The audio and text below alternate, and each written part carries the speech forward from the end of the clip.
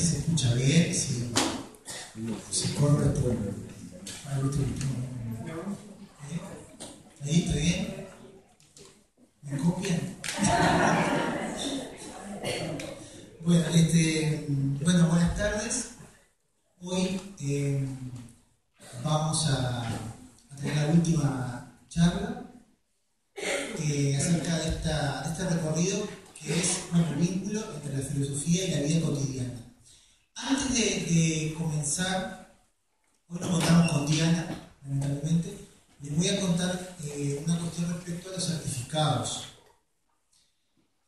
Y los certificados se van a emitir a las personas que hayan firmado al menos en 3 oportunidades. Si bien la primera charla se da como por asistencia de todos, digamos, porque al haber una lista sola y haber tantas personas que no pudieron firmar, al final se dio esa oportunidad por única vez. Bueno, entonces, las personas que tengan entre la segunda, tercera y la cuarta, al menos 2 firmas, ¿no? Se les va a enviar el certificado vía mail a partir de la semana que viene. ¿No? Esto es lo que voy a comentar por cuestión burocrática, digamos. Pero no menos importante. Bueno, vamos entonces a la cuestión que nos ocupa. Que estamos nosotros en un recorrido, digamos, o una investigación acerca de este vínculo entre la filosofía y la cotidianidad. O sea, ¿qué nos puede aportar o cuáles son algunas herramientas o algunos elementos de la filosofía en este vínculo?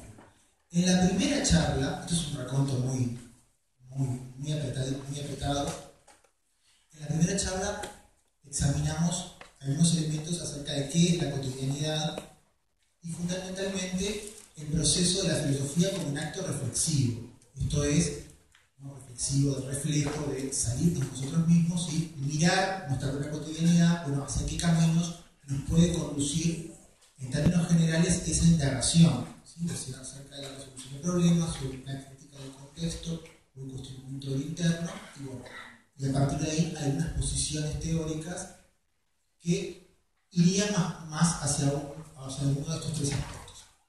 En la segunda charla nos enfocamos en la cuestión de las decisiones, ¿sí? O sea, la cotidianidad como aquello dinámico en la que tenemos que, en la que se dan procesos en los que tenemos que decidir, y esas elecciones son parte integrante e ineludible de la cotidianidad. Bueno, ¿qué herramientas filosóficas aportan a ello? Bueno, mencionamos lo que es la argumentación, algunas cuestiones de la teoría de decisión, pero fundamentalmente nos enfocamos en las decisiones de orden moral, ¿sí? O sea, ¿qué herramientas nos da la ética como disciplina filosófica para poder encontrar algunos parámetros, ¿sí? Para tomar algunas decisiones cuando involucran cuestiones de orden moral? En la tercera charla nos enfocamos en la cuestión de las emociones o aquellos elementos que también son ineludibles, porque todo este proceso no está ajeno a los sentimientos y también los pesares, digamos, de la vida, y la filosofía, en ese caso, con su función terapéutica. O sea, vimos algunos elementos de la filosofía antigua, algunas posiciones modernas, digamos, sobre qué sucedió con esa función terapéutica en la disciplina filosófica, y después visualizamos qué otras disciplinas estarían retomando esta función terapéutica que muchas veces la filosofía académica ha dejado un poco de lado. O sea, la filosofía académica se ha convertido muchas veces en una especie de juego para especialistas, digamos, sin desmerecer la filosofía académica. Lo cierto es que la función terapéutica de la filosofía no es una función que esté, digamos, en boga en estos momentos en lo académico. Pero sí, afuera aparece una multiplicidad de disciplinas que suplen esta situación o esta necesidad humana básica. Bueno, como podrán ver, es un resumen muy apretado de lo que estuvimos conversando.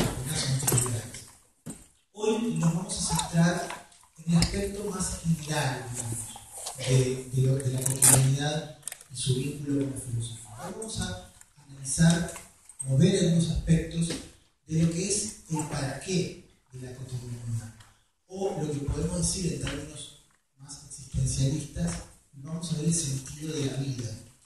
Y el sentido de la vida, en el sentido de la redundancia, de su vínculo con lo cotidiano. Si hablamos del sentido de la vida, tenemos que ver cómo se aplica esto en el diario vivir para que no quede como una mera abstracción, un mero conjunto de palabras, ¿sí?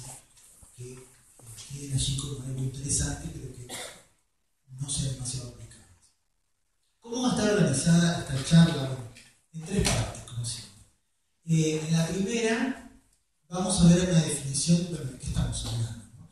O sea, ¿de qué hablamos fundamentalmente cuando hablamos de sentido? ¿Sí? También ¿qué hablamos cuando hablamos de vida? Pero fundamentalmente me voy a centrar en lo que se entiende por sentido.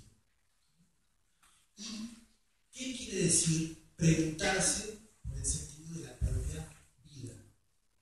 ¿Sí? Esas son algunas definiciones básicas para partir de un lugar como seres humanos.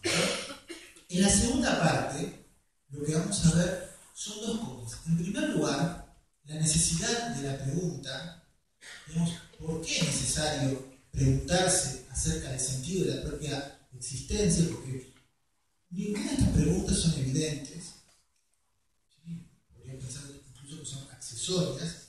Bueno, ¿cuáles son las necesidades? Si siempre es necesario, si hay algún punto, algún motivo especial que active esta necesidad. Bueno, eso lo vamos a ver en esta segunda parte.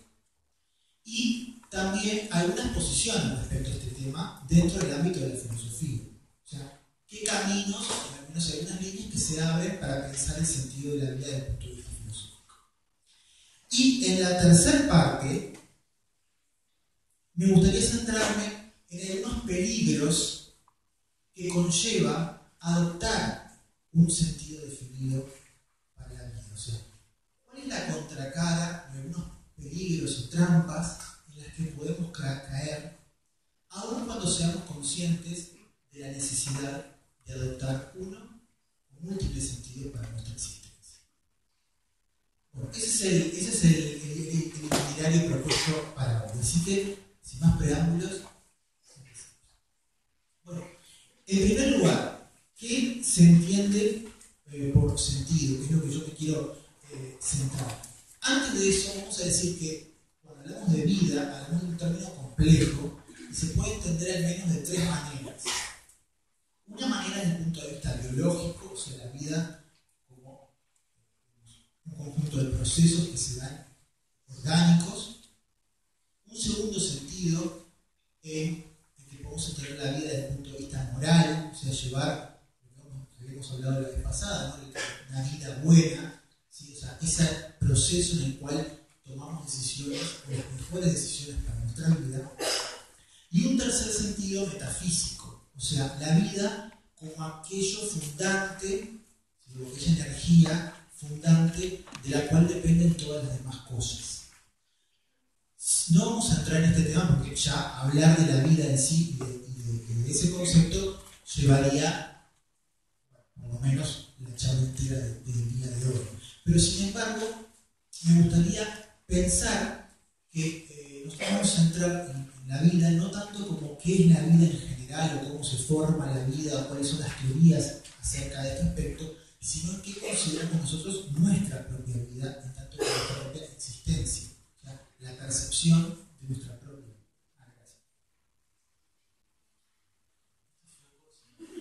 ¿Okay?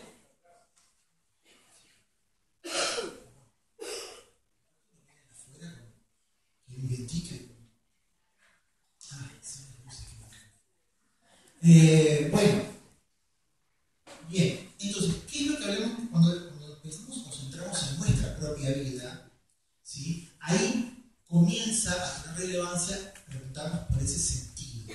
Ahora, ¿qué quiere decir sentido? Bueno, al menos puede querer decir dos cosas. La primera de ellas es el sentido como camino, como dirección. ¿Sí? Cuando preguntamos por cuál es el sentido de la cotidianidad, cuál es el sentido de la vida que llevamos, lo que estamos pensando es en una perspectiva de corte temporal. ¿Sí? O sea, pasado, presente, futuro es la forma más intuitiva de consideramos nosotros nuestro tiempo. No quiere decir que filosóficamente el tiempo deba ser considerado así. De hecho, en Heidegger eso sería la concepción del tiempo vulgar, el tiempo sería otra cosa. Pero no vamos a entrar en ese tema ahora. Cuando hablamos de sentido, hablamos de la metáfora del camino. O sea, ese sentido es tomar una dirección entre múltiples direcciones que podemos tomar. Siempre el tema de la libertad está presente aquí, porque marca el campo de acción sobre el que se puede decidir o los caminos que se pueden tomar, ¿no? Ahora bien, un segundo sentido, o sea, una segunda acepción, sería no tanto como un camino, sino como significación. O sea, no es tanto la perspectiva temporal, sino la perspectiva sincrónica o de definición. O sea, cuando uno considera el sentido de la vida como significado, uno está tomando en cuenta un distanciamiento respecto a la propia cotidianidad. Fíjense lo siguiente, imagínense que ustedes leen un poema de esos complicados que no se entienden demasiado bien. Y ustedes preguntan, bueno, ¿qué quiso decir el autor? ¿No? ¿Cuál es el sentido de todas estas palabras o de todo esto que está diciendo en estos versos? Bueno, lo mismo sucede cuando uno mira su propia cotidianidad, cuando uno mira los propios hechos, o sea, se sale de sí y mira los propios hechos de su existencia, lo que encuentra, en primer lugar, es una serie de elementos desordenados. Por más que nosotros hagamos el clic automáticamente y enseguida encontremos una orden, bueno, ayer hice tal cosa, antes de ayer, hace un año hice esto, bla, bla. Pero en realidad hay un conjunto de hechos que es una especie como puzzle para armar. El sentido, en este caso, es el orden que le damos a ese conjunto de hechos. Es como en el poema, a ese conjunto de palabras, conexas, le intentamos dar un sentido. Bueno, ¿qué quiere decir el autor? ¿Qué significa este poema?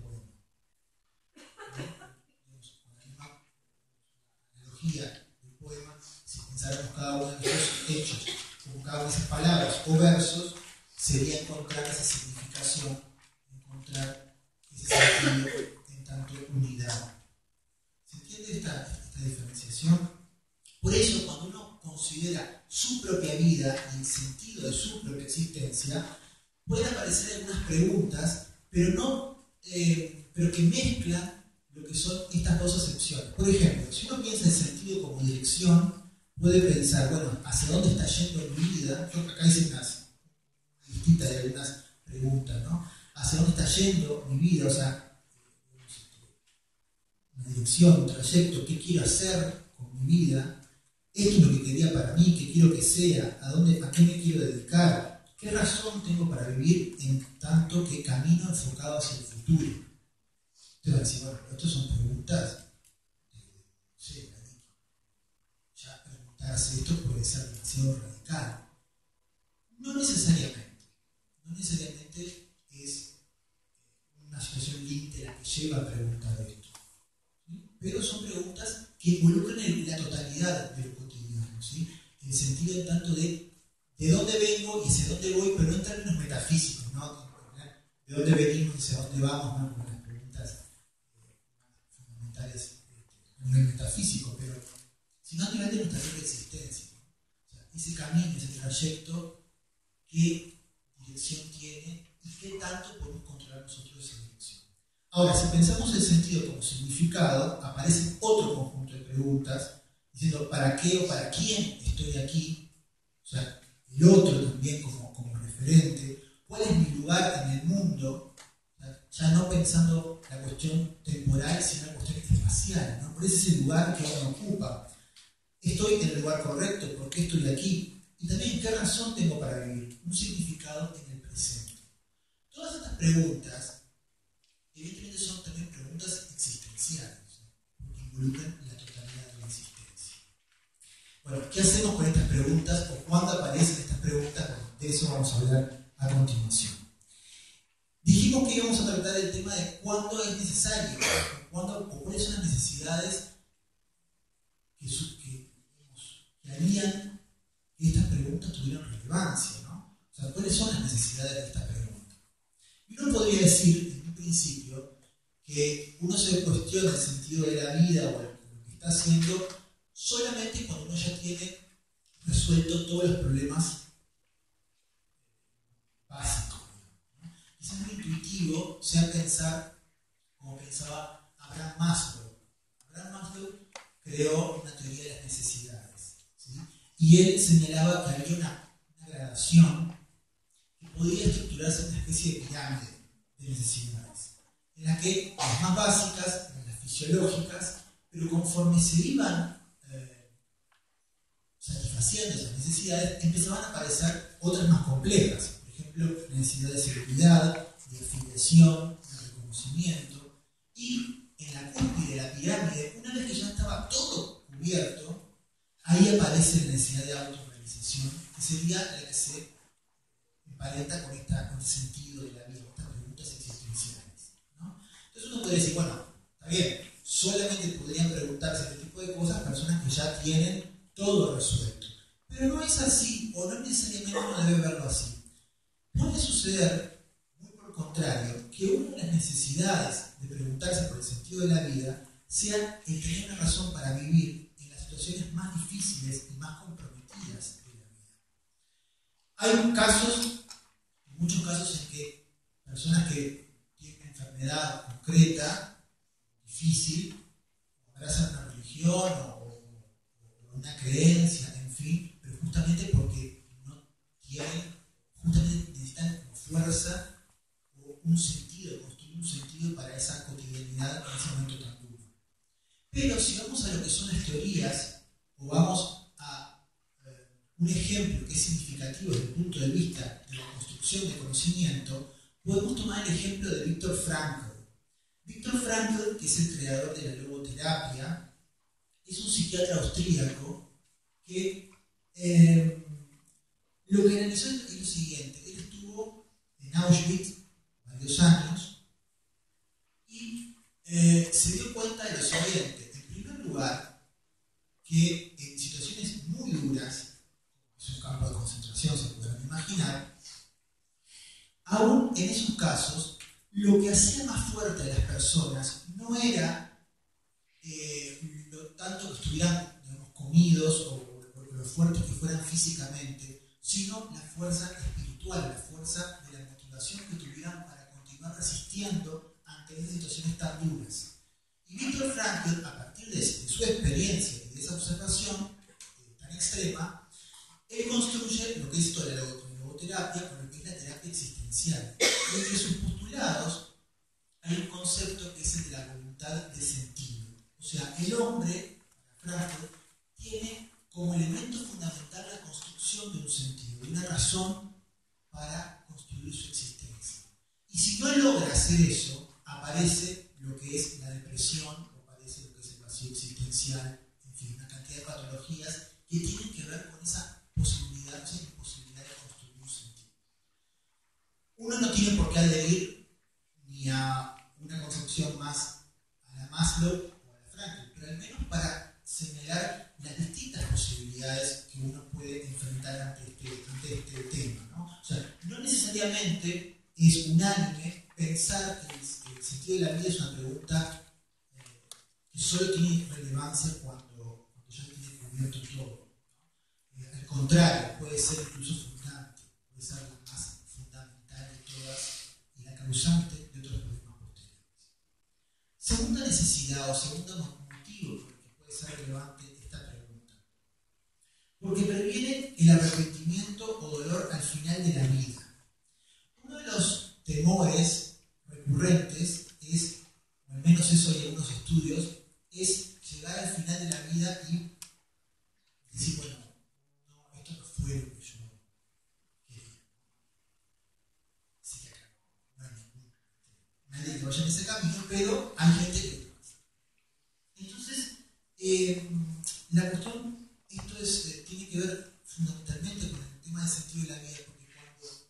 uno avanza en los años y mira en retrospectiva, ¿qué es lo que es hacer una retrospectiva de la vida? Es construir justamente un sentido, de esto que hablamos, ¿no? O sea, construir este puzzle, ¿sí? Que conforme pasan los años tiene cada vez más piezas.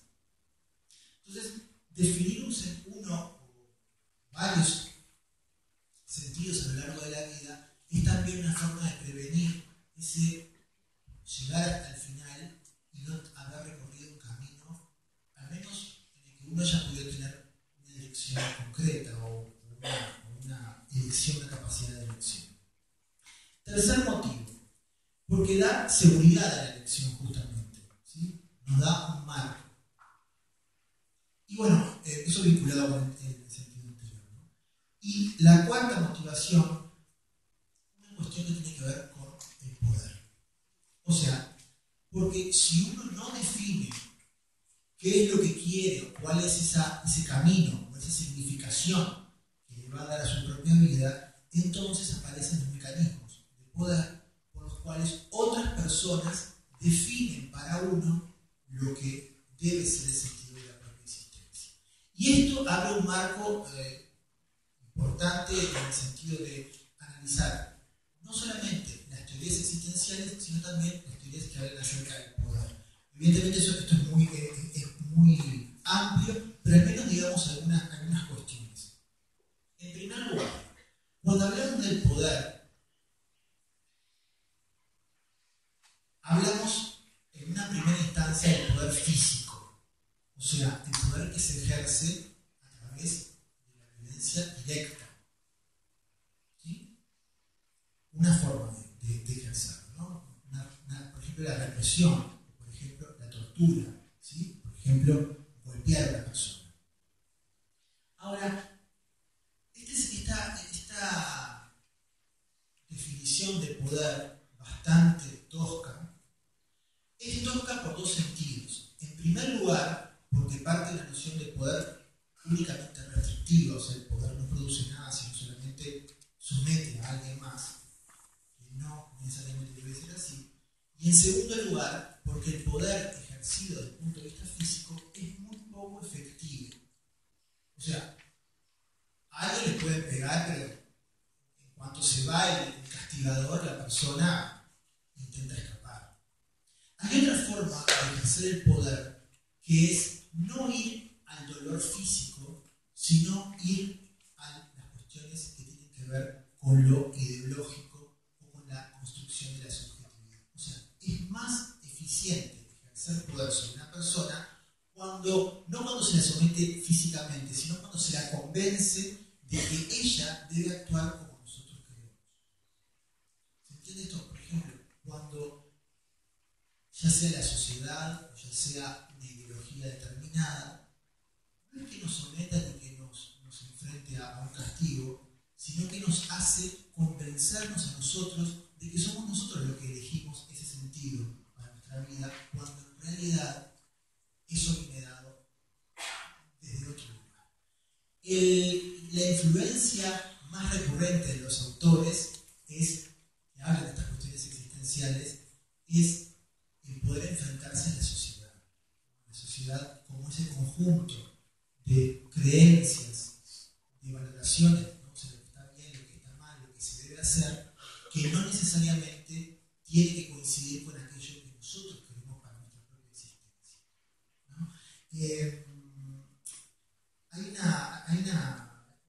Esto se puede poner muchos ejemplos.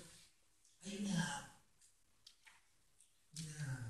obra de teatro muy breve de Roberto Arlt que se llama La Isla Desierta. No sé si uno la habrá conocido. Es muy sencilla. Es una oficina en la que esa oficina tiene un ventanal, digamos, y que se ve un barco, se ve como un muelle, ¿no? Así, donde parten los barcos. Entonces los oficinistas comienzan a fantasear con escapar o con irse a una isla desierta y abandonar esa vida de rutina, ¿no? Que pinta Roberto Arlt en esa pequeña obra de teatro, hasta que bueno, empiezan a fantasear allí, es una pequeña escena. Hasta que viene el jefe y al final los despide a todos. Encima, basta, se terminó. Después empiezan a bailar ahí, empiezan a hacer algo, los despide a todos y se terminó la fantasía, ¿no? Ahora, en esta obra de Roberto Art hay una cuestión, por eso la traía, porque es una especie de fantasía recurrente, en el sentido de la fantasía de la isla desierta, de irse de la sociedad, de poder encontrar la libertad en otro lugar. ¿Por qué? Porque el individuo, digamos, común, se siente atado, ¿sí? O se siente limitado por esa sociedad que le impone determinadas acciones, determinadas formas de ser, determinadas formas de querer, que no necesariamente son las que uno debería tener. Lo que pasa es que en el caso de Roberto Art y de esta obra, que os invito a que la lean, es muy breve, no hay una construcción de sentido, hay una evasión. O sea, la fantasía de la isla desierta, la fantasía de las vacaciones en Bora Bora, en realidad no es una construcción de sentido, sino una especie de evasión, ¿no? Una especie de reconocer que el sentido que aparenta en la cotidianidad no es el deseado, ¿no? O sea, si nosotros resumimos estas necesidades o estas motivaciones, podemos resumirlas en algunas palabras clave. En primer lugar, vinculándola con la primera necesidad, podemos decir que la persona, cuando empieza una búsqueda en el sentido de su existencia, se vuelve más fuerte o se vuelve con una fortaleza interior. Esto vinculado con lo que les contaba de Víctor Frankl, ¿no? Ese poder resistir más ante la adversidad cuando uno tiene una razón para vivir. Eso es lo que sucedía en los campos de concentración. Las personas que tenían familia o que tenían una aspiración profesional, bueno, como Víctor Frankl, ¿no? de construir una teoría y poder elaborar conocimiento a partir de ello, esas personas encontraban esa fortaleza que otros que no la tenían iban abandonando más fácilmente y se iban doblegando más a esas cuestiones de campo de concentración. Entonces, fortaleza por un lado. En la segunda, una claridad al final de la vida, ¿no? Poder tener un raconto en el que uno pueda ver claro el panorama de qué es lo que ha hecho en el pasado. En el tercero, en relación a las elecciones, una seguridad en los actos y en las propias decisiones. Y el cuarto sentido, respecto al poder, el cuarto aspecto, una cuestión que también va a ser recurrente en todas estas cuestiones existenciales, es el tema de la autenticidad y la autonomía. Entonces, quien se embarca en esta búsqueda tiene como muchas motivaciones desde el punto de vista de la teoría, o por lo menos esa es la promesa, porque uno tiene que pensar también que la filosofía es un conjunto de promesas. Por eso, cuando hablamos de Pierre Hadot, la charla pasada hablamos del tema de la conversión. La filosofía siempre propone algún tipo de conversión para quien decide embarcarse. La promesa aquí es fortaleza, claridad, seguridad, autenticidad, autonomía. Es una apuesta, una promesa grande. Pero yo quisiera señalarles algo que es la contracara de esto. Porque así como la promesa es grande, lo que queda oculto, lo que no se dice, es qué pasa con quien no se embarca en esto. Bueno, lo contrario, ¿no? O sea, lo que se va a construir, al menos no dicho, es quien no encuentra un sentido, que no se embarca en una búsqueda, entonces va a ser débil o puede arrepentirse al final de su vida, o es una persona insegura, una persona sometida, una persona mediocre que se deja llevar por los designios de la sociedad, aunque no se diga, pero esto está oculto también detrás de la promesa. O sea, la promesa tiene también su lado oscuro que no hay que omitirlo tampoco. Bueno, ¿cuáles son algunos problemas asociados si es que uno decide tomar la decisión y dice, bueno, está bien, voy a encarar seriamente esta promesa, digamos? O surge una vida que lo obliga a uno a tener que tomar esta decisión. Bueno, el primer problema es la definición. ¿Qué se entiende por encontrar un sentido para la vida? El primer problema es definir si se descubre inventa. ¿Sí? ¿Qué es lo que tiene que hacer una persona que quiere encontrar su autenticidad? ¿Sí? Imagínense una de las cuestiones que se ve en la corriente, encontrar mi verdadero yo. ¿No? ¿Qué es encontrar el verdadero yo? ¿Es algo que existía o es algo que se construye? Bueno, algunas teorías van a decir que eso en realidad ya hay un sentido definido. Por ejemplo, cuando hablamos de teorías que incluyen cuestiones religiosas. Les voy a poner un ejemplo. En el caso de Blaise Pascal, del siglo XVII, tiene una cuestión muy interesante en sus pensamientos. Pensamientos es una recolección de sus pensamientos, digamos, pero que tiene ese título también, por eso lo mencionaba. Él señala lo siguiente. Voy a buscar.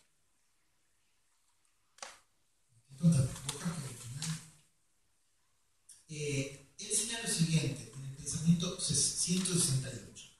Habla de lo que es la diversión. Diversión, no solamente diversión en plan Disneylandia, ¿no? Sino diversión también como divertir, sino de desviarse, ¿no? De desvío, de salir del camino, ¿no?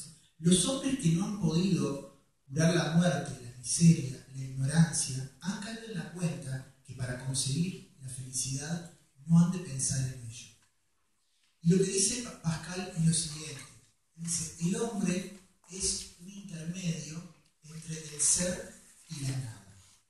O sea, la nada, en tanto que absurdo, en tanto que ausencia total de sentido, y el ser, en tanto que un ser supremo, digamos, un sentido total, que es Dios. O sea, el hombre es un intermedio entre el absurdo total, o la nada, y entre Dios. No es ni una cosa ni otra. Ahora, esa situación de intermedia, que es propia de la naturaleza humana, de acuerdo a Pascal, dice lo siguiente, lo cual en una tensión permanente, porque en cualquier momento puede caer en ese absurdo total, pero si aspira a ser como Dios, no lo va a lograr jamás. Entonces, ¿qué es lo que hacen en general los hombres? Bueno, en general los hombres encuentran esta diversión o en esta evasión de la cuestión una solución. Pero para Pascal esa no es una solución efectiva. ¿Qué es lo que propone como salida? Y por eso traía el ejemplo de Pascal. Propone la fe. La fe, por supuesto, cristiana, ¿no? Pero como forma de resolver esta situación intermedia de la que no se puede salir. Hay una cosa interesante, pero ella es una nota de color, no tiene que ver con etc. Hay pero se los digo, pero si quieren investigar más. Hay algo muy interesante en Pascal, es que en la forma, uno de los argumentos en los que prueba la existencia de Dios. Él no utiliza los argumentos que en general se suelen utilizar para probar la existencia de Dios, sino que dice, bueno, en realidad yo no voy a probar que Dios existe, sino que voy a mostrar que es conveniente creer. Y hay un argumento que se llama la apuesta de Pascal, que pueden buscar por allí porque es bastante conocido, y que dice, bueno, fíjese usted puede creer o no puede creer. Y por otro lado, puede existir Dios o no puede existir. Si usted hace una especie de tablita o hace una especie de análisis de cada una de las posibilidades, va a ver que si usted cree en Dios y justo da que Dios existe, bueno, ¿quién ha ganado el cielo? Y lo otro, que lo que tiene para perder, bueno, no es tanto como lo que tiene usted para ganar. Entonces, por más que no crea, bueno, crea igual porque le conviene, ¿no? Es interesante la argumentación. Ahí está, eso es un negocio. Pero más allá de eso, a mí lo que me interesa rescatar de Pascal es la cuestión de la fe. Porque embarcarse en la búsqueda de un sentido implica fe. Aunque uno no crea en Dios, porque uno puede tener fe en otra cosa. ¿Sí? Uno puede tener fe no desde el punto de vista cristiano, sino fe en tanto de confianza. Es la definición de fe. Entonces, en este caso, Pascal, la fe intenta resolver ese problema que no tiene resolución desde otro punto de de vista si no salta a algo trascendente. Y esta cuestión de saltar a trascendente, o sea, a otro plano, va a repetirse no solamente en Pascal, sino en otros autores posteriormente. O sea, es un ejemplo, entre otros, en el cual el sentido de la vida se debe fundamentar en una trascendencia, ya sea divina o de otro orden, porque en Pascal es divino. Bien, segundo elemento otro tema que tiene que ver, que es importante dentro de lo que es el sentido de la vida. Dijimos que el problema de la definición. ¿Cuál es el objetivo? Descubrir o crear un sentido. El segundo es el problema práctico. O sea, bueno, está bien. Pongámosle que yo digo, bueno, sí, lo voy a construir. Digamos que siempre hay una mezcla de las dos cosas en la teoría. Y bueno, ¿qué es lo que tengo que hacer? Acá empieza el tema de lo que es la vocación. Una de las formas de encararlo es el tema de la vocación. Claro, uno a veces piensa desde el punto de vista meramente instrumental y se piensa en la cuestión actual de estos test vocacionales. No sé si alguna vez habrán hecho alguno de estos test. Como uno dice, bueno, pero a ver, la vocación entonces se puede medir, o alguien me puede decir cuál es mi vocación. Bueno, no sé si le pueden decir, capaz que le pueden ayudar un poco. Cuando hablamos de vocación, hay muchos autores que hablan de esto. Heidegger habla de vocación, Rodó habla de vocación también. Y cuando hablamos de vocación hablamos de llamado. También, bueno, vocación es un término también religioso. O sea, las vocaciones religiosas son llamados a ejercer los oficios religiosos. Cuando hablamos de vocación hablamos de un llamado. ¿Y de qué tipo de llamado hablamos? Bueno, vamos a centrarnos en un caso. Vamos a centrarnos en el caso de Rodó. Y en el caso de una de las obras que hemos mencionado alguna vez en estas charlas, que es Motivos de Proteo. Que yo los aliento a leerlo, si bien debo confesar también que su estilo de escritura está un poco en desuso. El modernista de Rodó puede resultar un poco pesado, digamos. Pero es muy interesante cómo define Rodó el tema de la vocación. La vocación como una combinación de dos cosas.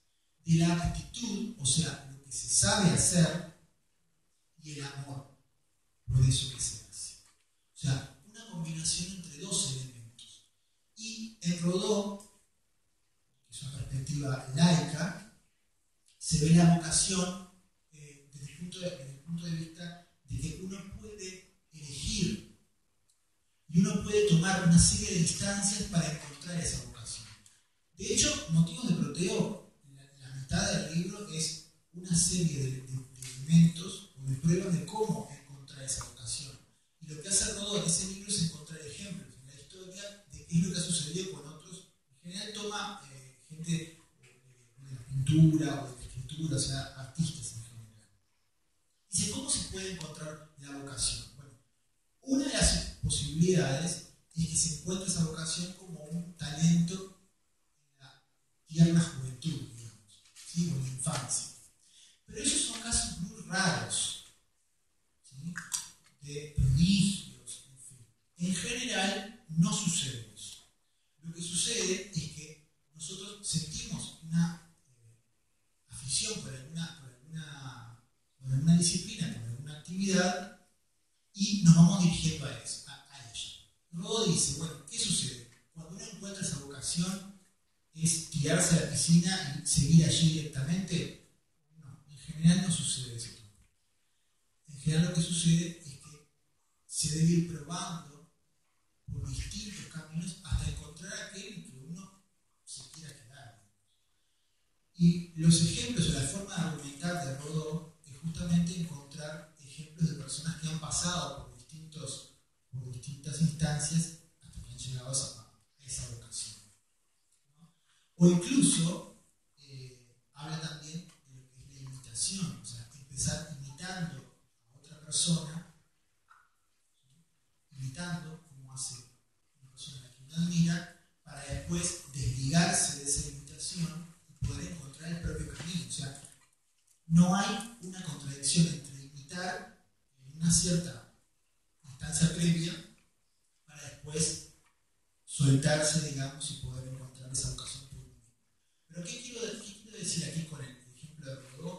que uno de los elementos importantes del sentido de la vida es la actividad que se hace en un marco social.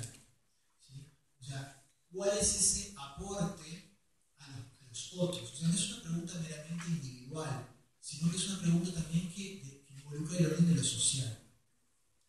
¿Sí? O sea, encontrar la vocación es una tarea interna, es una tarea de introspección, de búsqueda, de ensayo, de prueba y error, pero que no involucra únicamente la propia individualidad. De hecho, en Rodó, todo este proceso tiene significación, no sé si tiene sentido, pero yo no entiendo tantas veces la palabra, dentro de un marco político. O sea, quien encuentra eso que ama legítimamente, si todos pudiéramos embarcarnos en ese proceso, entonces todos encontraríamos o podríamos encontrar esa excelencia que después, todas esas personas, ¿no? Estamos hablando de un ámbito utópico, ¿no? Entre todas esas personas que hayan podido encontrar, que han tenido la oportunidad de poder encontrar esa vocación, luego construir una sociedad que sea aristocrática en el sentido del gobierno de los mejores. O sea, aquellas personas que habiendo tenido una misma oportunidad de educarse y de buscarse a sí mismos en lo moral, luego tengan oportunidad de poder dirigir a esa sociedad. Entonces, cuando entramos a ver todas estas cuestiones, esto de la vocación, esto de la fe, esto de poder hallarse a uno mismo, tenemos que ver que no es una cuestión que sea ingenua desde el punto de vista político tampoco. ¿Sí? Por eso me parece interesante traer el caso de Rodó, porque investigarse a sí mismo, buscarse a uno mismo, no es una cuestión puramente de indagación individual, sino que cuando se construyen las teorías en función de esta búsqueda, siempre hay un correlato social. ¿Sí? Otro ejemplo, el caso de Martin Heidegger. Hay una obra fundamental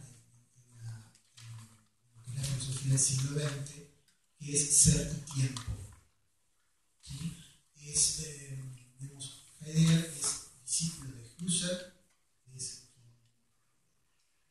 desarrolla, digamos, el método fenomenológico moderno, y lo que plantea Heidegger es partir de pensar al hombre desde su cotidianidad, ¿sí? O sea, con lo que él llama el Dasein, ¿no? El ser ahí. Y lo que dice es lo siguiente, y por eso el tiempo va a tener mucho que ver en esta cuestión de la búsqueda del sentido.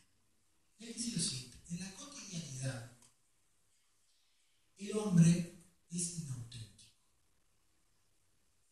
¿Por qué es inauténtico?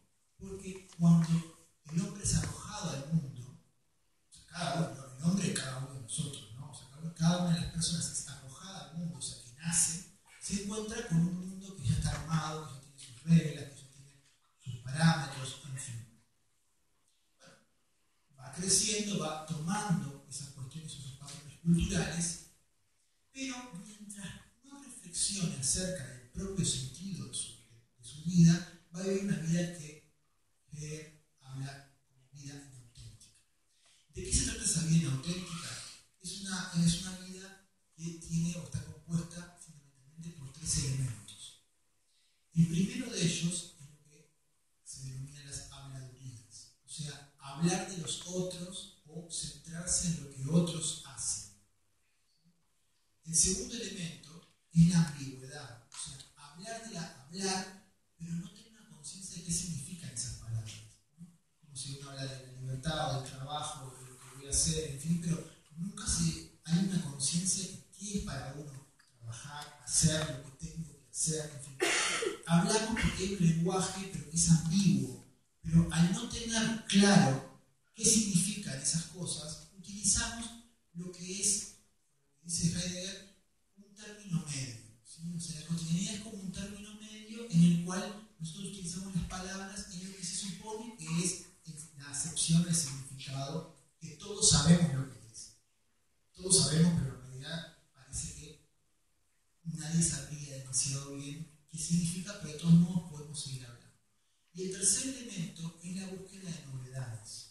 O sea, el suplir el significado interno con objetos o con cuestiones, digamos, a las que antes de poder entender o darle una significación, ya después encontramos otra más y otra más y otra más. Entonces, en esa vorágine nunca en realidad podemos reflexionar acerca de para qué hacemos esto. Siempre hay algo más que nos llama la atención y entonces estamos en esa búsqueda. Ahora, ¿qué es lo que sucede? ¿Qué es lo que dice este autor respecto al tema que nos ocupa? Dice, bueno, el hombre es inauténtico en esa cotidianidad, pero llega un punto en el que hay algo que hace que le dé un cimbronazo, digamos. Es como que si pensáramos que el hombre estuviera dormido o un poco anestesiado, ¿sí? Pero dice, bueno, pero en un momento dado llega un punto crucial. Para entender ese punto crucial, digamos, ¿qué es el hombre para Heidegger? ¿No? O sea, el hombre es un proyectarse. El hombre no es el hombre en el sentido de un cuerpo físico, sino la capacidad de realizar cosas, de hacer proyectos, ¿sí? De proyectarse, ¿no? O sea, de hacer algo en el futuro. Ahora dice, si eso es la naturaleza del hombre, hay algo que significa una radicalidad, o sea, la imposibilidad de hacer cualquier tipo de proyecto. Y esa imposibilidad radical en el futuro es la muerte. O sea, llega un punto en que cuando el hombre se da cuenta de su finitud, o sea, de que va a morir, eso le causa una angustia, que no es un miedo, sino que es una sensación de malestar generalizado, y eso en realidad le compromete con su propia vida. Ya no es tan fácil poder evadir las cosas o las palabras o la vida de los otros, sino que es un suma de decir, bueno, pero entonces cada uno de los momentos que yo tengo, al ser limitados, les tengo que dar un valor, les tengo que dar una significación. Dice Heidegger, no es que las personas no sepamos que vamos a morirnos. En realidad todos sabemos, porque la muerte de los otros nos da la pauta de que eso va a ser así. Dice, no, el tema es introyectarlo, realmente sentirlo, que eso va a ser así. Cuando el hombre introyecta eso, lo siente como propio, ahí empieza lo que es esa angustia que necesita ser resuelta. Y es a partir de esa angustia que el hombre comienza a construir su propio proyecto. O sea, la muerte como un elemento fundamental, como un elemento central, pero productivo al mismo tiempo. O sea, no un elemento que genere un miedo, que genere un malestar, que genere una tensión improductiva, sino que a partir de la muerte se funda la construcción del sentido. Hay algo interesante, para los autores argentinos. El primer cuento del libro de Borges, el Aleph, se llama El Inmortal. No sé si lo han leído, si no, os invito a la lectura de este cuento. Y lo que habla Borges en este cuento es acerca de una persona que viaja a una ciudad de inmortales. Muy borgianamente, laberintos, pasadizos, castillos, en fin, una cuestión muy pintoresca. Pero lo que a mí me interesa traer acá es algunas reflexiones de Borges acerca de la importancia de ser mortales para que nuestra vida tenga significación. Les voy a leer un fragmentito nomás. Dice, la muerte, o su alusión, hace preciosos y patéticos a los hombres. Cada acto que ejecutan puede ser el último. Todo entre los mortales tiene el valor de lo irrecuperable y de lo azaroso. Entre los inmortales, en cambio, o sea, los que viven en esa esa ciudad imaginaria. Entre los inmortales, en cambio, cada acto y cada pensamiento es el eco de otros que en el pasado le antecedieron, sin principio visible, o el fiel presagio de otros que en el futuro lo repetirán hasta el vértigo. Nada puede ocurrir una sola vez, nada es preciosamente precario. Lo grave, lo ceremonial, no rige para los inmortales. ¿Qué es lo que dice acá Borges? Dice que si tuviéramos una vida infinita, ¿cuánto valdría cada momento de esa vida? Cálculo infinitesimal. Un dividido infinito es cero. ¿Sí? En cambio, si la vida no es infinita, o sea, será, no sé, 76 años, 80 años, lo que fuera, bueno, cada momento, cada año, cada espacio tiene un valor. Justamente la finitud es lo que le da valor e importancia a cada momento de la vida y por eso es necesario encontrar un significado. Si no, no habría sentido. ¿Sí? Hay una... cuando Nietzsche habla, por ejemplo, del eterno retorno, bueno, Nietzsche es un nihilista, o sea, va a negar el sentido, va a negar esta búsqueda o la existencia de un sentido prefijado. Pero imaginemos que uno pudiera tener una vida infinita. Bueno, uno podría pensar que en algún momento, vaya a saber cuántos miles o millones de años, esto se va a repetir idénticamente, o sea, las partículas, los átomos,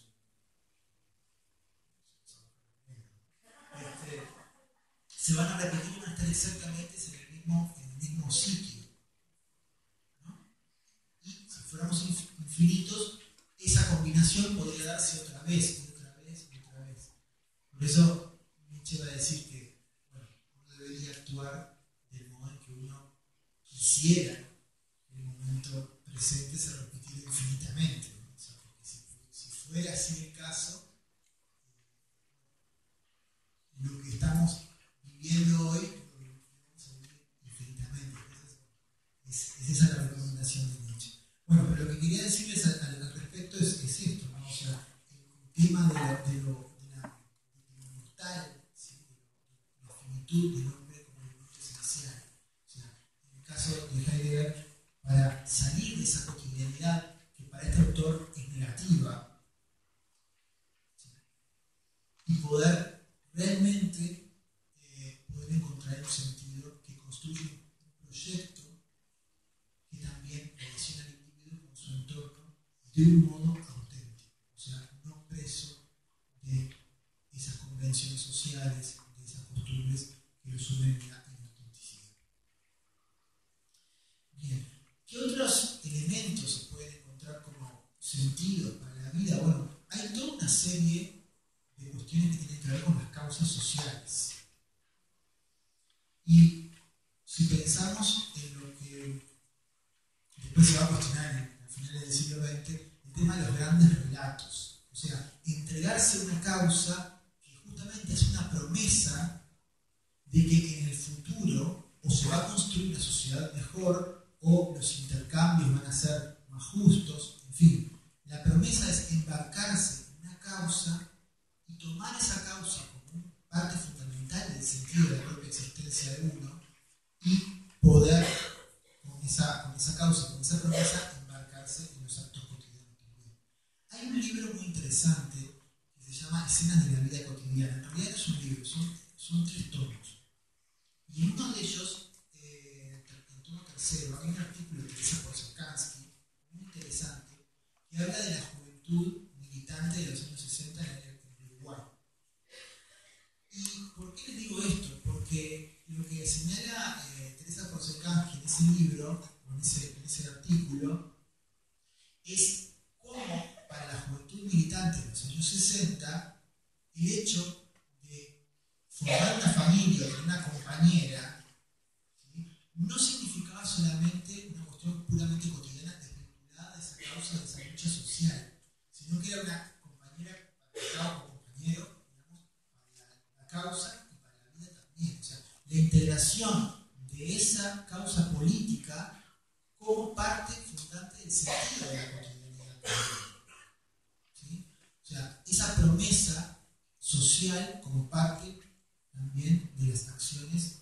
O sea, no hay una disociación entre el proyecto político y el proyecto personal. ¿Sí? Ahora, cuando nos paramos un poquito más en el presente, estos grandes relatos, que tienen más que ver con el marxismo, empiezan a caer, pero no cae la búsqueda de sentido vital a partir de causas. Aparecen múltiples causas, esta vez fragmentarias. ¿Sí? Yo podría nombrar algunas, por ejemplo, causas que tienen que ver con las defensas del ecologismo, por ejemplo, ecológicos.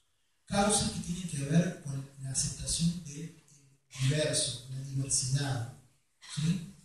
Ya sea minorías, o minorías raciales o sexuales, en fin.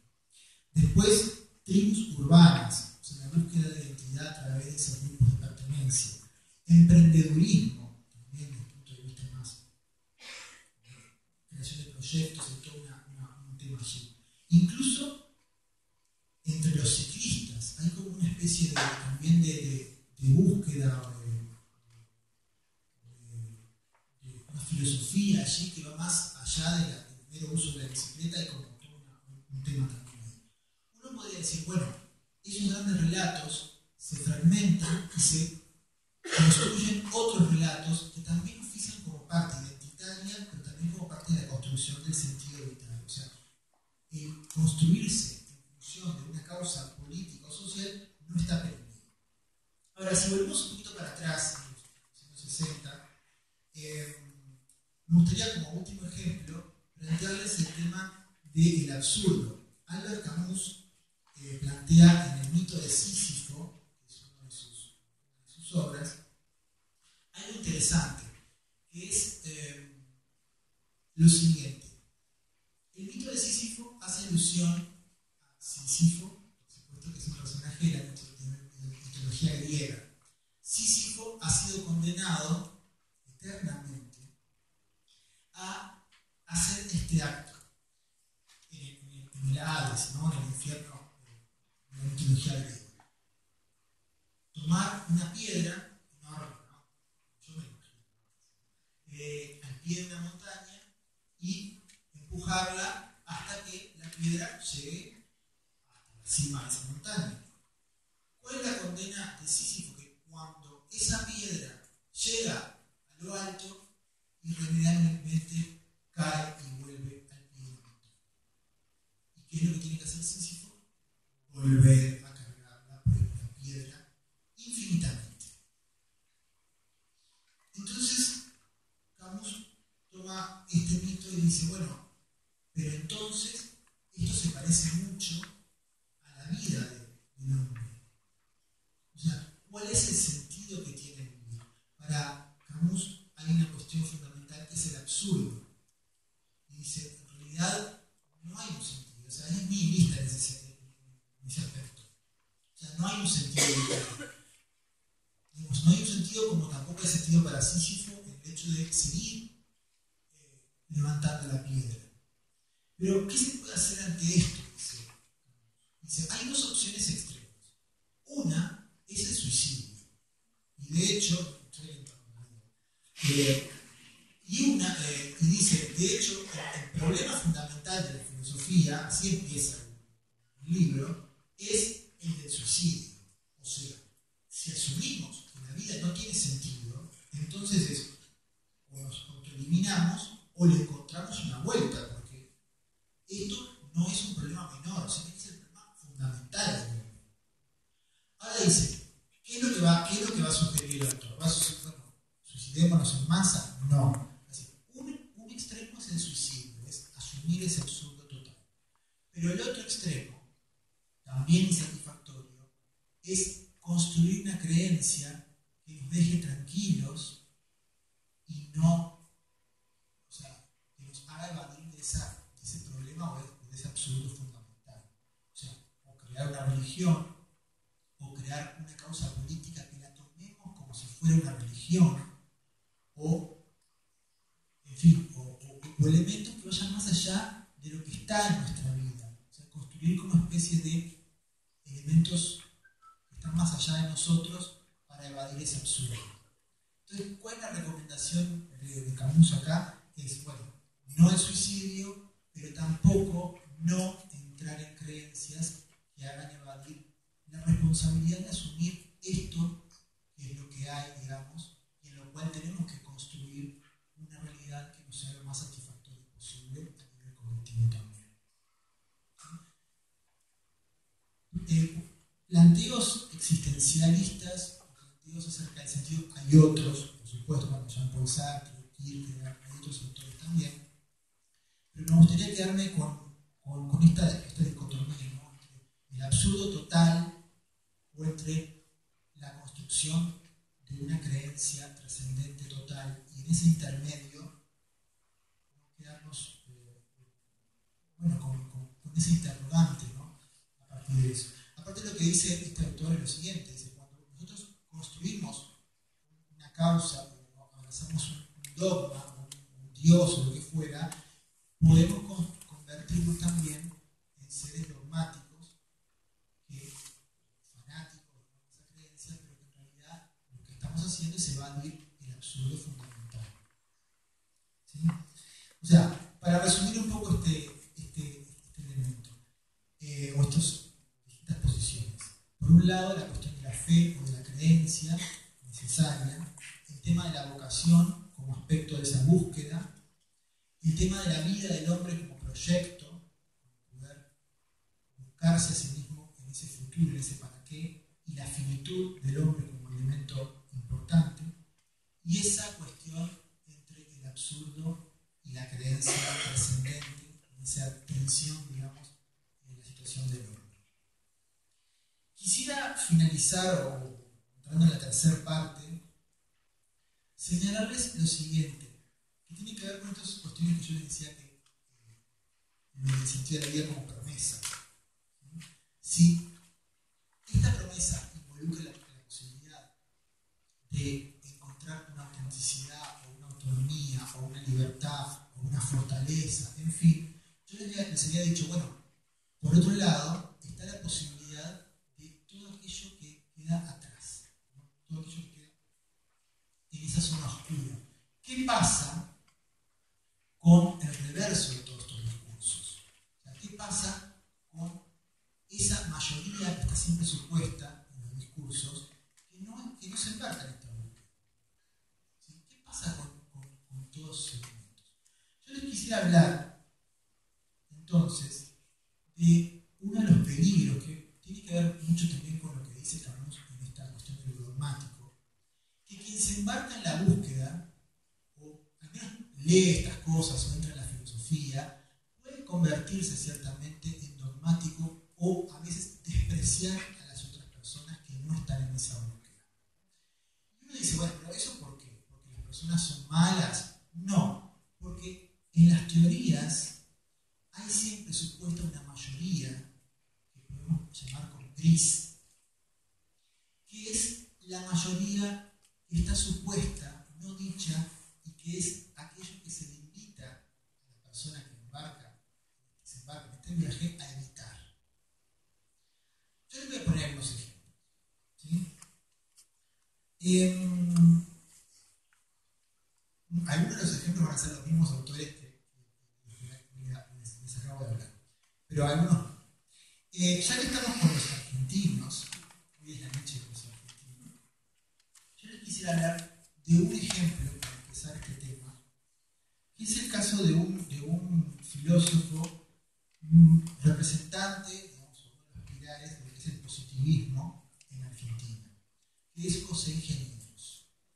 Y José Ingenieros tiene una obra muy influyente, incluso va a influir en Ortega y Gasset, después en España, que se llama El hombre mediocre. ¿Sí? ¿Y por qué traigo esta obra? Porque por un lado está esta cuestión de la promesa y por otro lado un ataque importante a una supuesta mayoría que es la que no se va a embarcar nunca en esta propuesta. Fíjense cómo empieza este libro, que es de finales del siglo XIX. Dice, la emoción del ideal. Dice Dice, cuando pones la prueba visionaria hacia una estrella y tienes el ala hacia tal excelsitud inacible, afanoso de perfección y rebelde a la mediocridad, llevas en ti el resorte misterioso de un ideal. Es ascua sagrada, capaz de templarte para grandes acciones. Custódiala. Si la dejas apagar, no se reenciende jamás. Y si ella muere en ti, quedas inerte, fría basofia humana. Solo vives por esa partícula del sueño que te sobrepone a lo real. O sea, así empieza. ¿No? O sea, ¿qué es lo que señalan ingenieros en esta introducción al ideal? Esta búsqueda de encontrar el ideal propio, o sea, el idealista o ese hombre que busca el ideal, ¿sí?, es el modelo a seguir. Esa minoría de personas que van a lograr hallar ese ser uno mismo, encontrar esa causa para la cual vivir, es lo que alienta ingenieros a perseguir. ¿Sí? Ahora, esta propuesta o esta promesa esconde lo que está, no esconde nada, porque es el tema acá explícito del libro, esconde una mayoría aplastante, que es la de las personas mediocres. O sea, la mediocridad es la contracara de ese ideal o de eso que se alienta a seguir. ¿Y qué es lo que dicen ingenieros acerca de este hombre mediocre? Bueno, dice muchas cosas, pero yo les traigo como algunos fragmentos. En primer lugar, dice, en un subtítulo allí que se llama Los hombres sin personalidad, dice, individualmente considerada, la mediocridad podrá definirse como una ausencia de características personales que permitan distinguir al individuo en su sociedad. Esta ofrece a todos un mismo fardo de rutinas, prejuicios y domesticidades. Basta reunir 100 hombres para que ellos coincidan en una persona. La rutina, el tema de lo capturado por la sociedad, ¿no? Los hombres sin personalidad son innumerables y vegetan moldeados por el medio, continúa diciendo. Tengo muchos elementos, pero voy a centrarme en algunos solamente. Dice, el hombre mediocre es una sombra proyectada por la sociedad. Es por esencia imitativo y está perfectamente adaptado para vivir en el rebaño, reflejando las rutinas, los prejuicios y los dogmatismos reconocidamente útiles para esa domesticidad. Después dice, el hombre mediocre no inventa nada, no crea, no empuja, no rompe, no engendra, pero en cambio custodia celosamente el armazón de los automatismos, prejuicios y dogmas acumulados durante siglos. Bueno, sigue hablando de la rutina, en fin. Después va a hablar de la pasión de los mediocres, que es la envidia. La envidia como adoración de los hombres excelsos, pero en las sombras, del mérito por la mediocridad. O sea, es terrible realmente, ¿no? O sea, ahora, a mí me gustaría traer como reflexión acerca de esto, y voy a seguir con ejemplos acerca de esta contracara, digamos. Y que se da un efecto muy extraño. Y es este. Fíjense ustedes que José Ingenieros está hablando en este libro, que ya les digo, fue un libro muy influyente. Está hablando de la mayoría de los hombres y mujeres, ¿no? Esto es ya redundante, ¿no? Y la mayoría de los hombres, y está hablando de esta mediocridad, ¿no? De no tener personalidad, de imitar, de envidiar, en fin. Ahora sucede lo siguiente. Quien lee esto, para poder aceptar el discurso de José Ingenieros, tiene necesariamente que considerarse afuera de esa mayoría. Porque si no, o sea, no tendría sentido nada de lo que estoy diciendo, ni perseguir un ideal, ni nada, porque sería una persona mediocre que no tiene chance ninguna. Ahora, fíjense ustedes que la mayoría de las personas leyeron el libro de José Ingenieros. Y ninguno se identificaría como mediocre. O sea, sucede un efecto bastante curioso, que es el efecto de que se puede hablar de una minoría excelsa y y la mayoría aceptar eso como válido. ¿Se entiende cuál es la contradicción? A mí me gustaría traer otro ejemplo, también de la misma época. Hay varios ejemplos de la misma época, ya les voy a comentar. ¿Qué es una obra de teatro? ¿Viste? Literatura, para todo eso. Que es de un autor noruego. Y es creo que el año pasado se estrenó otra vez acá. Que es Un enemigo del pueblo, que es de Henrik Ibsen. Y me gustaría encontrar aquí el fragmento que traje para leerles. ¿De qué se trata esta obra? ¿Y por qué les traigo esta obra como ejemplo? Porque me parece que también es otro ejemplo de cómo se puede hablar de una mayoría absolutamente inerte y la mayoría está de acuerdo con eso. O sea, es como una especie de contradicción. ¿De qué se trata esta obra? Se trata de lo siguiente: hay un balneario en el nivel del turismo y el doctor Stockman, que es el protagonista de esta obra, descubre que el agua de ese balneario está contaminada. Y lo que hace es, intentar decir, por favor, que se divulgue todo esto porque va a suceder una catástrofe. Más allá de la obra, que también los invito a que es una publicidad, esto es impresionante, a que la vean o que la lean. Sucede lo siguiente: cuando el doctor Stockman de repente hace estas denuncias, evidentemente no convenía, porque si el pueblo vivía del turismo y se descubre que está el agua contaminada, realmente iba a ser un problema. Sucede que se hace una encuesta y la mayoría del pueblo vota en contra de la propuesta del doctor Stockman de tirar todo, de guardar todo abajo, cajonear ahí y chao, ¿no? Entonces, lo que sucede es que hay un pasaje, que acá es lo que yo me quiero introducir, en donde el doctor Stockman se queja de la mayoría. Esa mayoría está en contra de la decisión, o sea, de decir la verdad, ¿no? Que es la que está abogando él. Y quiero aclarar una cosa: porque es necesario. Esta obra yo la vi hace muchos años en el Teatro del Metaliado. Y en esa oportunidad se invitaba también a los miembros del público, digamos, que pusieran como una urna, que participaran como de esa votación, ¿no? Entonces, estaba bueno el efecto, ¿no? Pero les cuento esto no por un dato de color, una nota de color nomás, sino también porque tiene que ver con lo que les voy a decir. ¿Qué es lo que dice el doctor Stockman? Dice: el enemigo más peligroso de la razón y de la libertad de nuestra sociedad es el sufragio universal. El mal está en la maldita mayoría liberal del sufragio, en esa masa amorfa, ¿no? ¿Cómo va a decir todo eso? Sigue diciendo: ¿acaso no es el doctor Stockman? Dice: ¿acaso no es la mayoría de esta sociedad la que me roba mi derecho y pretende arrebatarme la libertad de decir la verdad? Y entonces le contesta a otro personaje, dice: no, la mayoría siempre tiene la razón. Sí, dice otro, la mayoría siempre tiene la razón. ¿Y qué es lo que contesta el doctor Stockman? Dice: no, la mayoría no tiene la razón nunca. Esa es la mayor mentira social que se ha dicho. Todo ciudadano libre debe protestar contra ella.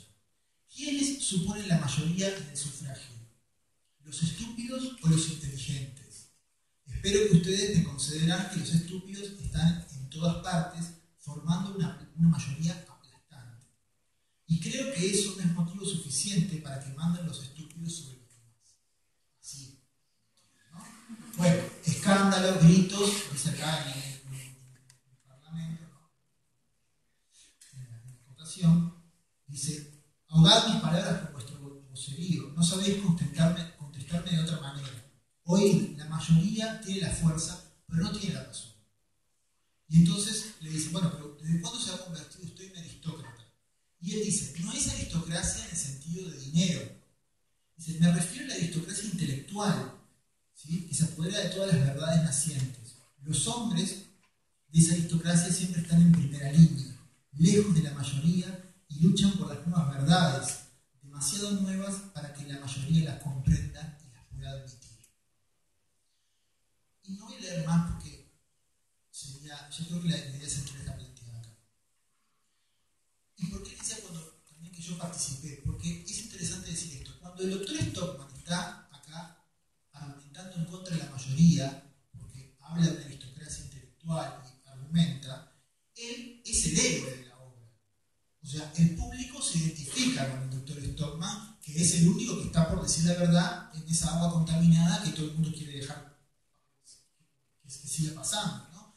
Entonces, si uno dice la mayoría siempre se equivoca, bueno, en todo ese parlamento la mayoría del público está de acuerdo con el doctor Stockman. Entonces se da una especie de contradicción. Él habla de una mayoría estúpida, pero la mayoría del público está de acuerdo con el doctor Stockman. Entonces se puede dar un juego muy extraño y perverso, vamos a ver por qué, en que se habla de una aplastante mayoría estúpida, que tiene características negativas, y la mayoría de nosotros vamos a acatar. ¿Quién es esa mayoría? Se da que en esta categoría, en esta mayoría estúpida, supuestamente está constituida por la mayoría de las personas, pero si preguntamos individualmente no está constituida por nadie. ¿Sí? Vamos a ver otros ejemplos.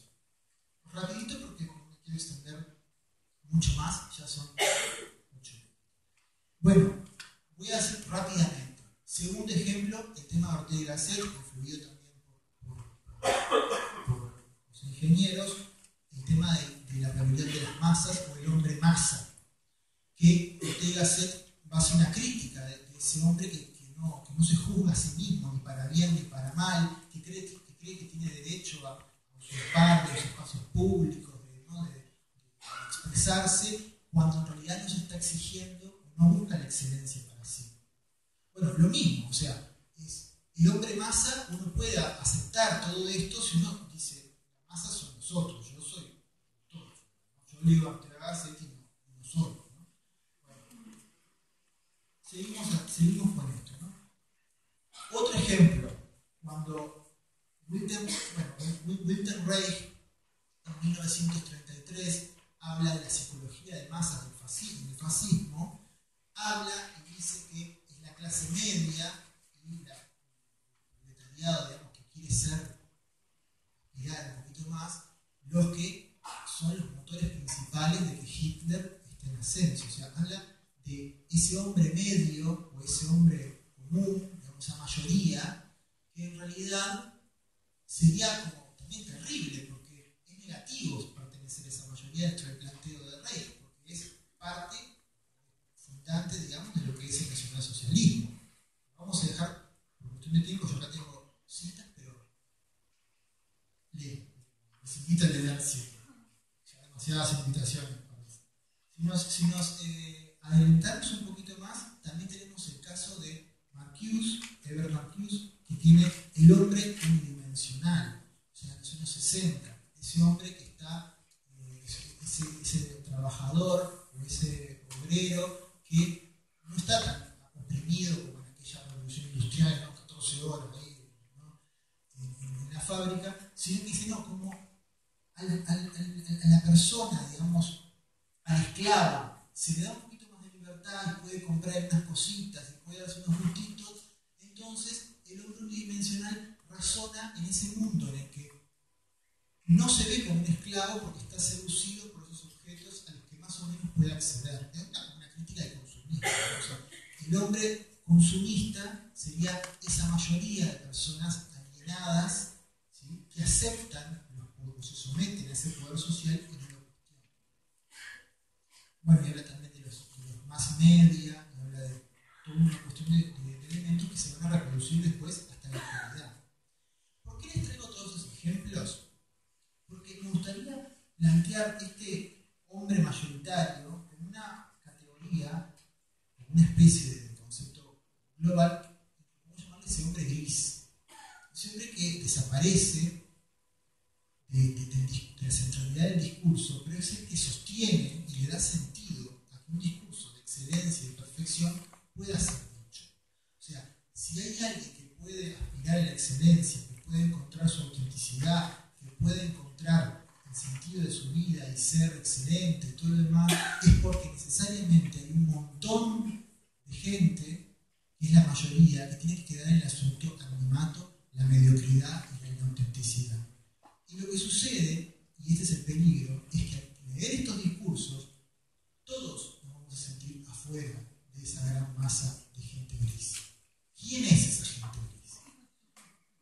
¿No? Esa es la pregunta, y es lo que el peligro de poder ser dogmático, o poder despreciar, o poder construir una categoría que no existe. Como les decía, los grises son nosotros, realmente considerados como nadie. Entonces, me gustaría dejar esta última reflexión de señalar la importancia de buscar ese sentido vital, por todos los motivos de los que hemos hablado, pero también la necesidad de no caer en las trampas que esos discursos necesariamente, a veces explícitamente, como en algunos de estos, traen, y en los cuales podemos caer y ser dogmáticos en ese sentido. Dogmáticos atrás de un concepto fantasma, un concepto que involucra a la mayoría, que en realidad no involucra a nadie. Quisiera dejar entonces aquí estas reflexiones y en los minutitos que nos quedan poder abrir un espacio para que ustedes elaboren una pregunta o un comentario, no sé, comentarios.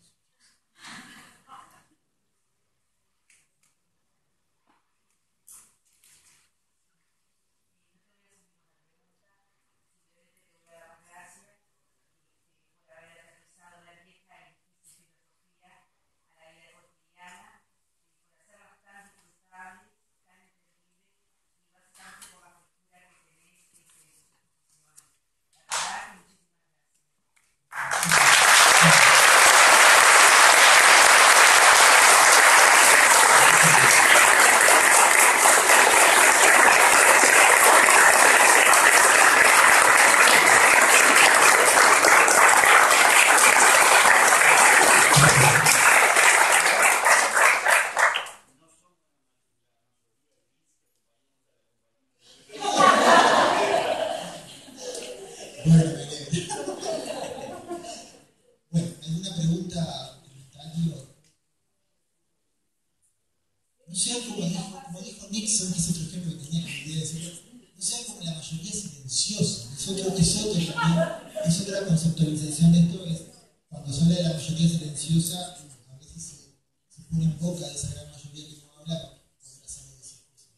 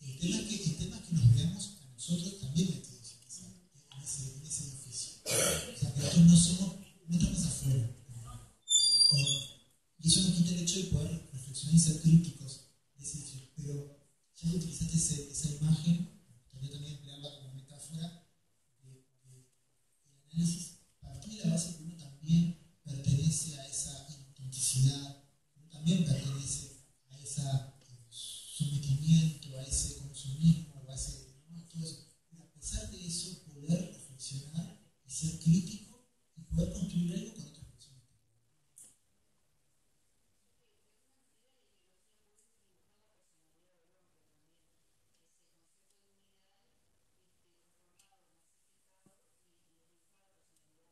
Sí, es que de hecho la ideología mal entendida, o sea, siempre va a haber, o sea, un conjunto de creencias es inevitable que haya.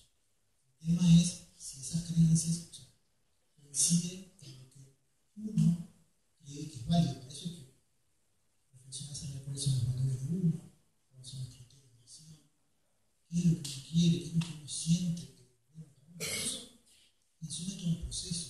Dice la compañera, ¿no? Que puede generar mucha angustia. Pero la promesa, la apuesta es dura, pero la promesa, por eso les contaba, la promesa es grande, ¿no? Pero la ideología sí puede ser una especie de cuestión sectarista. De hecho, una de las cosas que interesantes, que me parece a mí también como una metáfora, metáfora y no tan metáfora, sino que la ideología mal entendida, llevada a un extremo, puede verse en lo que son estas sectas que la gente se va a vivir hacia una comunidad, pero que termina dejando todo o termina, o sea, incluso se han no digo una comunidad de paz y amor bien entendida, sino que con el cuento, digamos, de paz y amor, se terminan cometiendo atrocidades.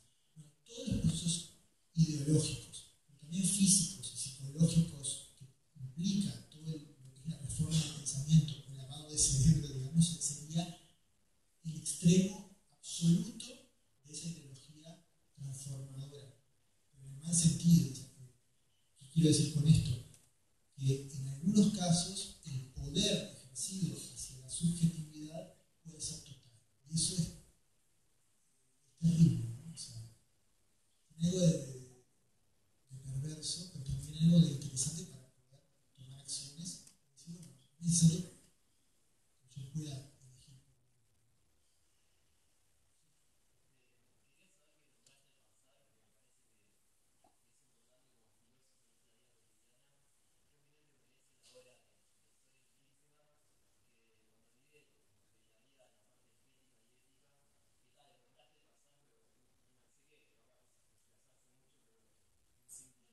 No, es que en realidad, por eso hablaba de buscar, ¿no? En el sentido de que en Kierkegaard hay una cuestión de un estadio religioso o una búsqueda, digamos, en la trascendencia. O sea, lo que encuentra, es lo que también le va a criticar Camus a Kierkegaard, ¿no? O sea, esa búsqueda existencial, en realidad, no hay una asunción del absurdo, sino que hay una búsqueda de la trascendentalidad, digamos. En lo trascendente hay una explicación última. ¿Cómo se puede evitar eso? Lo que señalaba, que ver si hay una solución trascendente.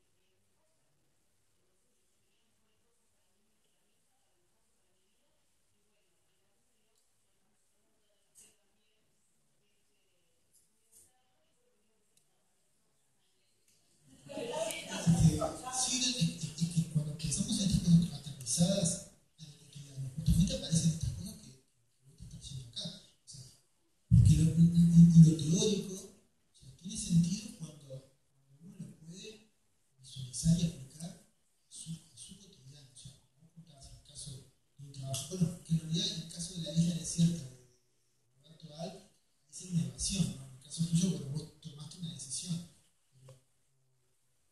Son cuestiones familiares, la cuestión laboral, lo que sea, pero todas estas teorías o opciones para pensar, porque me parece interesante pensarlos como ideas a tener en cuenta, por tomar los términos de Ferreira, tienen su sentido como cuestión teórica cuando enriquecen lo práctico, cuando permiten ver nuestra propia vida concreta. Creo que también es no solamente una propuesta de estas charlas, sino también una propuesta de la filosofía. Si bien muchas veces, y hay muchas explicaciones de por qué la filosofía a veces se va tan hacia el abstracto y a veces por qué tiene tanta jerga, pero no tenemos tiempo ahora de abordarlo. Pero siempre esa conexión con lo cotidiano, con los problemas o las avatares de la vida del día a día, es lo que da sentido a la reflexión también, por más teórica que a veces puede parecer. Una última. Sí. Sí.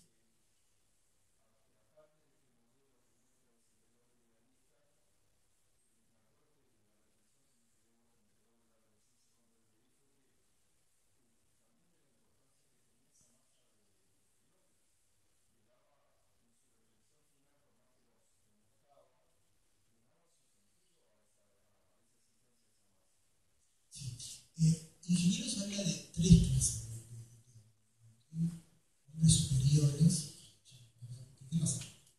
Ingenieros está muy influido por el positivismo de finales del siglo XIX, ¿verdad? Enmarcado, porque si no, esto va a parecer que es un nazismo, no es adecuado pensarlo así. El positivismo, y también el positivismo evolucionista, ¿no? El tema fundamentalmente influido por Charles Darwin, pero por Herbert Spencer también. O sea, él considera que el tipo de hombre superior, el hombre idealista, después toda esta masa de medianía, digamos, o la mediocridad, y también personas inferiores, ¿no? Ni siquiera son mediocres. Claro que hay una valorización de la mediocridad, ¿sí? Es el sostén, también en Ortega y Gasset aparece esto, ¿no? O sea, esta como gran cúmulo de gente tiene su función, pero es una función, en primer lugar, en función del idealista, y en segundo lugar, luego de haber demostrado absolutamente el hombre.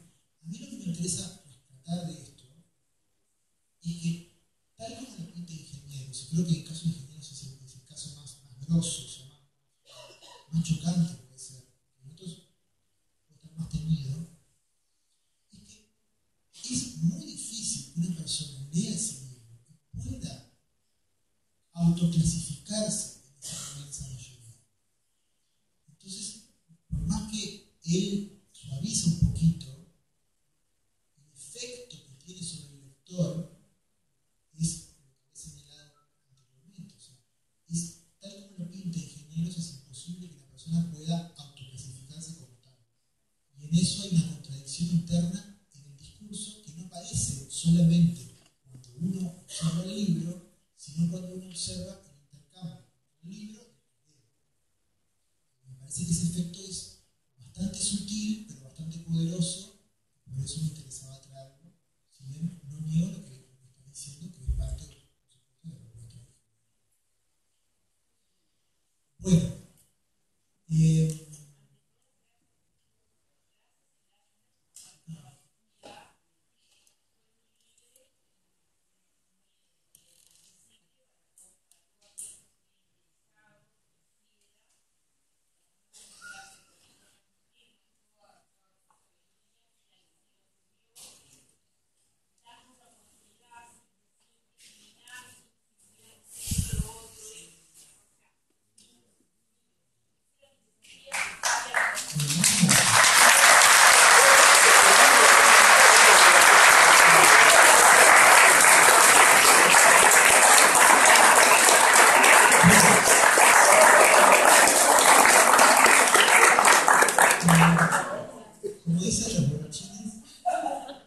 La última no es la última, es la penúltima. Así que los invito a embriagarse de filosofía. Y bueno, salud. Nos vemos.